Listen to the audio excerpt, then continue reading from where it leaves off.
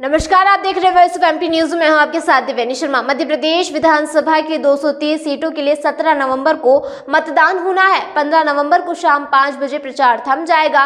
BJP और कांग्रेस ने चुनाव प्रचार अभियान में अपनी पूरी ताकत झोंक दी है, जिससे चुनावी पारा गर्म हो गया है। इसी कड़ी में आज समाजवादी पार्टी के राष्ट्रीय अध्यक्ष अखिलेश यादव एमपी की दमोह विधानसभा में सपा प्रत्याशी द्रकपाल सिंह लोधी के समर्थन में आयोजित जनसभा को संबोधित किया।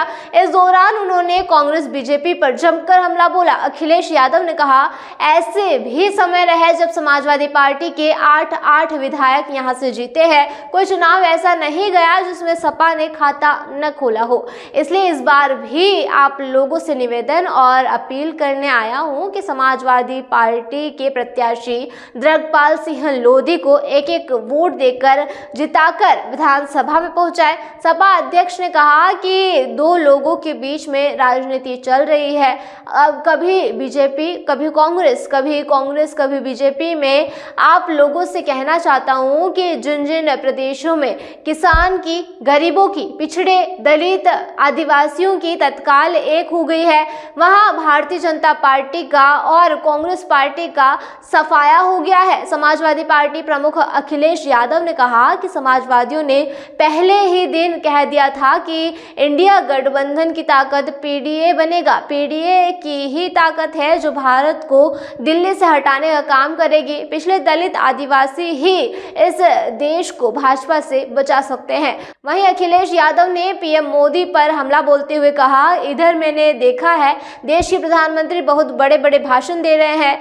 उन्होंने कहा कि देश में 13 करोड़ लोगों को हमने गरीबी रेखा से बाहर निकाला है। प्रधानमंत्री वहां ये भाषण दे रहे थे, जहां एक प्लेट काली दाल मांगो तो 1000 रुपए खर्च हो जाएंगे।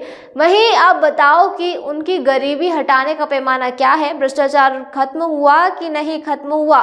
भारतीय जनता पार्टी की किताब बनी है कि कितने घोटाले हुए। मध्य प्रदेश में एक किताब बन गई भ्रष्टाचार की। सोचिए 10 साल में अगर दिल्ली वालों का भी हिसाब किताब लगाओगे तो कितनी मोटी किताब हो जाएगी। इतने घोटाले किए हैं। उससे पहले भी हम लोग कई बड़ी संख्या में विधायक जीत चुके हैं। इस बार पहले से बेहतर चुनाव लड़ रहे हैं और हमें उम्मीद है कि पहले से ज्यादा सीटें समाजवादियों की इस बार मध्य प्रदेश में निकलेंगी।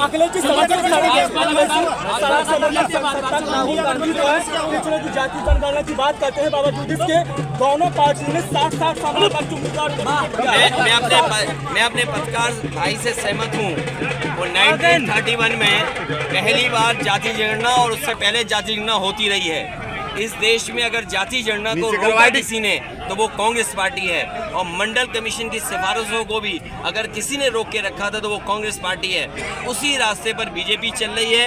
कांग्रेस खत्म हो गई थी। हमें पूरा भरोसा है ये जाति जनगणना का जो सवाल उठा है उसका आप देखिए चमत्कार क्या है कि कांग्रेस कह रही है कि जाति गणना होनी चाहिए, जिन्होंने कभी 1931 के बाद जाति गणना रोकी थी, और वही बीजेपी जो पिछड़ों के खिलाफ, जो आरक्षण के खिलाफ रही, वो भी आज जाति गणना की बात कर रही है। इसलिए मैं जनता से कहना चाहता हूं कि इन दोनों दलों से सावधान रहो। चुनाव आ गया है, पीडीए की ताकत को वो समझ गए हैं, क्योंकि वो जानते हैं कि अगर इन्होंने आबादी के हिसाब से अपना हक और सम्मान मांगा तो ये कहीं के नहीं रहेंगे।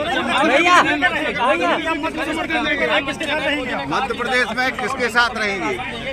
देखिए, एक तरफ तो वो कह रहे हैं कि गरीबी कम हो रही है, और दूसरी तरफ ये कह रहे हैं कि राशन 5 साल और बढ़ेगा। तो प्रधानमंत्री और बीजेपी को सोचना चाहिए, राशन बढ़ाते बढ़ाते ये केवल इसलिए करना चाहते हैं कि लोगों को गुलाम बनाना चाहते हैं। लोग पढ़े नहीं, लिखे नहीं, नौकरी रोजगार न देना पड़े, पर राशन के नाम पर वोट लें। देखिए, किंग मेकर जरूरी नहीं, उससे ज्यादा जरूरी है कि 27% आरक्षण लागू हो, जाति जनगणना हो। ये था अब तक का अपडेट। ऐसे ही तमाम जानकारी और अपडेट्स के लिए बने रहिए वॉइस ऑफ एमपी के साथ।